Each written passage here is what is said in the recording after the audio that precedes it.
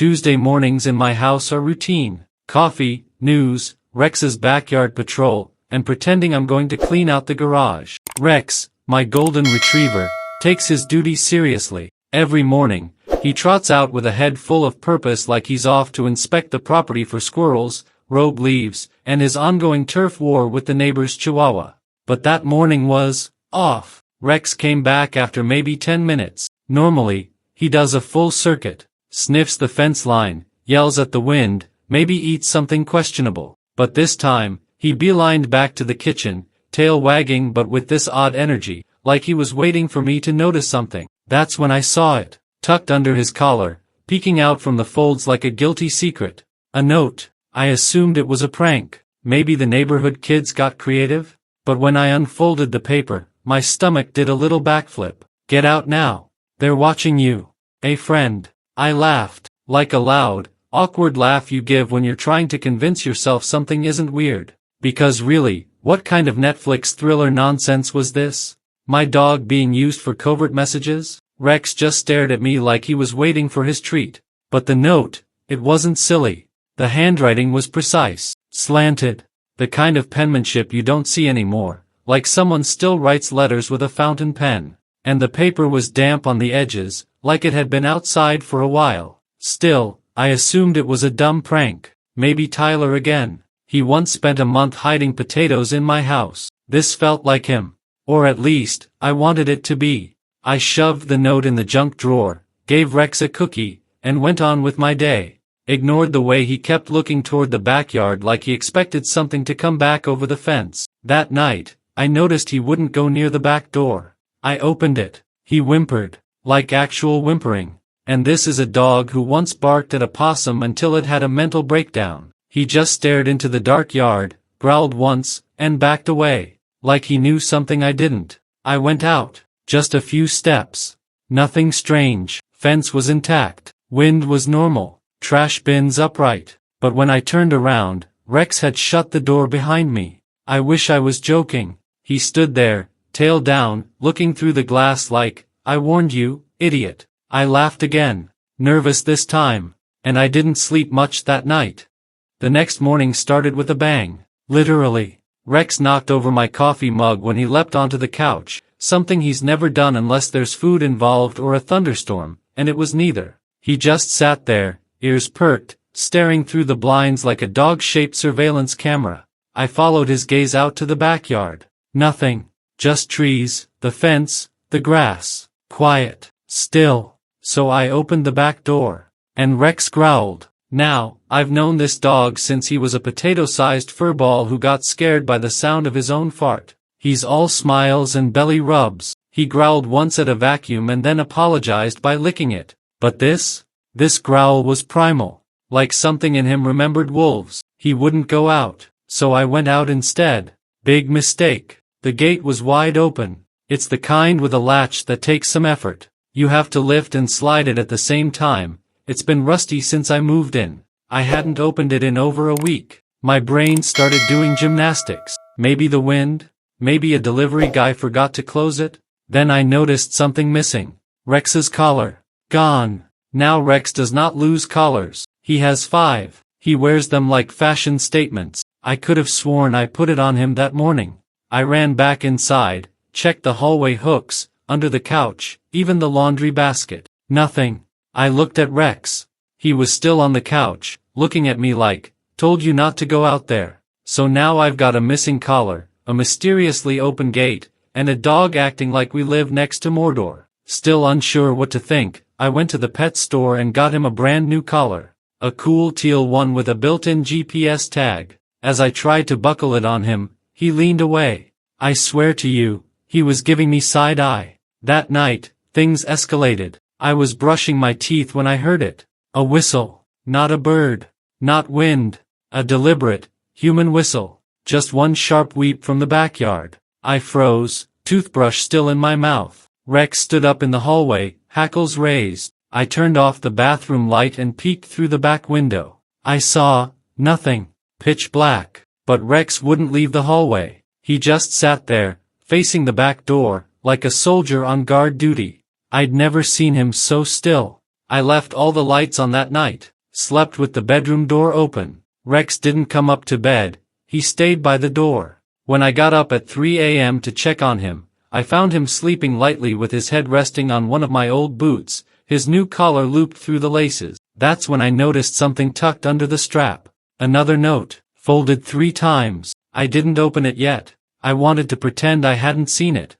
It took me half an hour to work up the nerve to open the new note. I sat on the kitchen floor with Rex beside me, both of us staring at it like it might bite. He nudged it toward me with his nose, as if to say, "Come on, human. Be brave." I unfolded it. "It's not just you.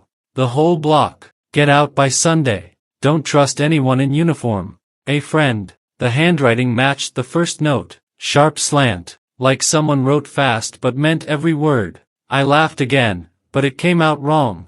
I sounded like someone who just realized they forgot to turn the oven off 3 days ago. I looked at Rex. He gave me a slow blink. "All right," I said, "you want to play spy games, let's play." I bought a GoPro that afternoon, strapped it to Rex's new collar with a custom harness. He looked like a 4-legged storm chaser. I told him, "You're on a mission now, Agent Fluff." Rex seemed to understand. I let him outside while I stayed glued to my phone, watching the live feed. The camera bounced and bobbed as he patrolled the yard. Nothing for a while, just sniffing, peeing, classic dog stuff. Then something changed. Rex froze near the old maple tree. The footage wobbled as he backed up slowly. Then, footsteps. Boots entered the frame. Big, worn, tan ones. Then a hand reached down, leather glove, frayed cuff, and stroked Rex's head like they knew him. The hand slipped something into his collar. Then the camera cut out. Black screen. No error message. Just stopped. I ran out back, heart hammering. No one was there. Rex came trotting up to me like nothing happened, tail wagging, tongue lolling. But his fur was standing up in patches, like static electricity was running through him. I checked the collar. Empty. No note. I checked the camera. Memory full. Convenient. Back inside, I fast scanned the footage, rewatched the interaction, zoomed in on the boots, then on the pants. Camouflage. Not military, more like the kind the utility guys wear when they pretend to be fixing something but are really leaning on a shovel for 3 hours. Then it hit me. The man looked exactly like our old power meter reader. Big guy. Used to wear the same boots. Always had peanuts in his pocket for Rex. But that guy retired last year. I know because there was a whole thing about it in the HOA newsletter, including a cake shaped like a power meter. So who the hell was this guy?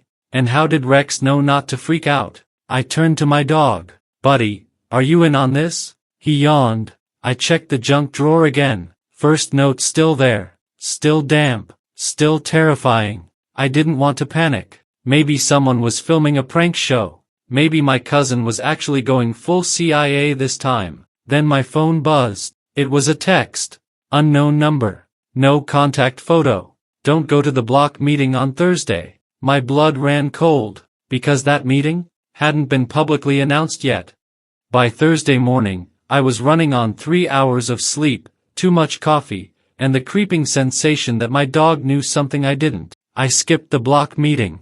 Instead, I sat in my kitchen with the blinds half closed and a spatula in my hand, which I realize now is not an effective weapon unless someone breaks in specifically to challenge me to a pancake duel. But I wasn't about to ignore that text. Rex, meanwhile, kept pacing the living room. He'd stop at the window every few minutes and huff through his nose like he was waiting for someone. When I finally opened the door to let him into the backyard, he backed away. Refused. Just stared up at me like, "You want me to go out there alone? You go out there, Steve." My name's not Steve, but that's the tone he gave me. Around noon, I decided I couldn't keep this to myself anymore. I printed copies of both notes and went knocking on doors like a paranoid mailman. I didn't expect much, maybe a few awkward laughs, a couple people telling me to lay off the true crime podcast. But that's not what happened. The first 2 neighbors brushed me off. The third one, Ms. Elkins, 3 houses down, owner of the aggressively fluffy Pomeranian named Meatball,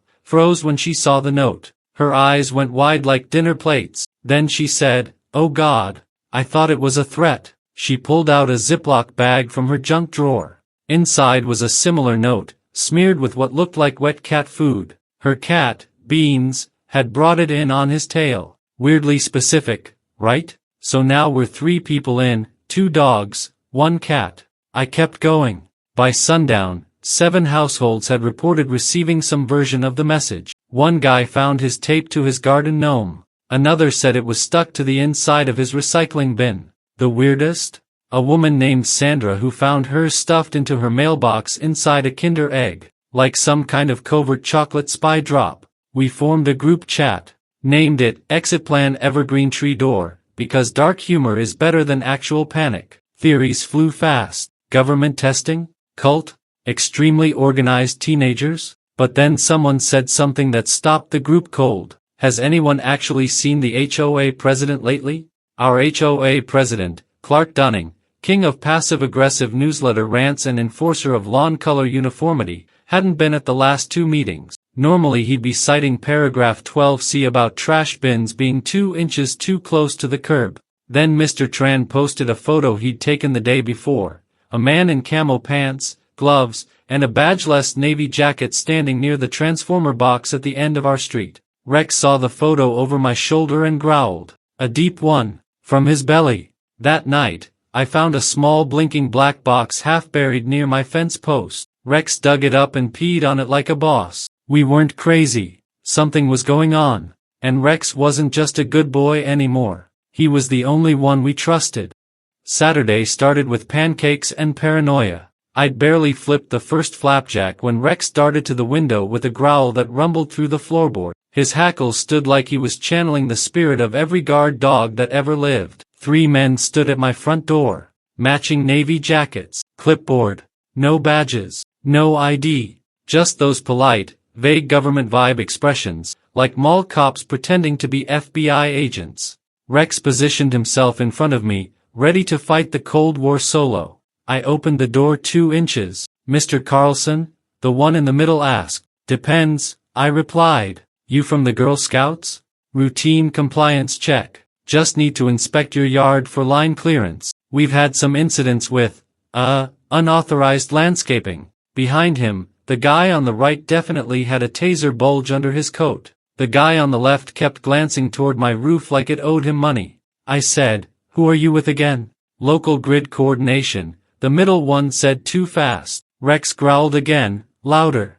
I told them, come back with paperwork. The clipboard man offered a tight smile. That won't be necessary. We'll circle back. Then he glanced down at Rex and actually took a step back. Rex snarled like he knew these guys, like he remembered their scent from the backyard. They didn't argue, didn't insist, just left. Too easy. I shut the door, heart jackhammering, and dropped to the floor next to Rex. He licked my cheek like, you're welcome, peasant. I called the exit plan group. Everyone had a story. Mrs. Elkin said someone left a utility warning on her front door. Problem is, it was printed on the back of an old grocery lid. Mr. Tran found fresh boot prints in his side yard even though no one had come to the door. Something was escalating.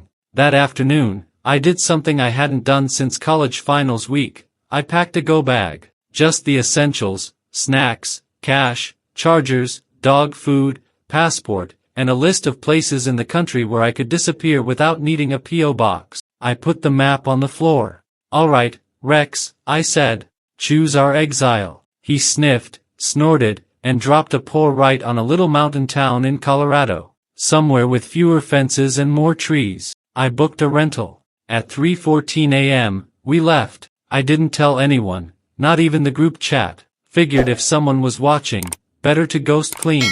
No traffic. No strange cars, just an eerily quiet highway and Rex snoring in the passenger seat like he hadn't just pulled me out of a suburban spy thriller. We crossed the state line before sunrise. The air felt lighter, safer, maybe. The next morning, from the safety of our little log cabin, I took Rex on a short walk through the woods. He sniffed everything, tail wagging like he was finally off duty. When we got back to the porch, he had something in his collar. Another note, folded, dry, and fresh. Good move. Stay off the grid. Tell no one.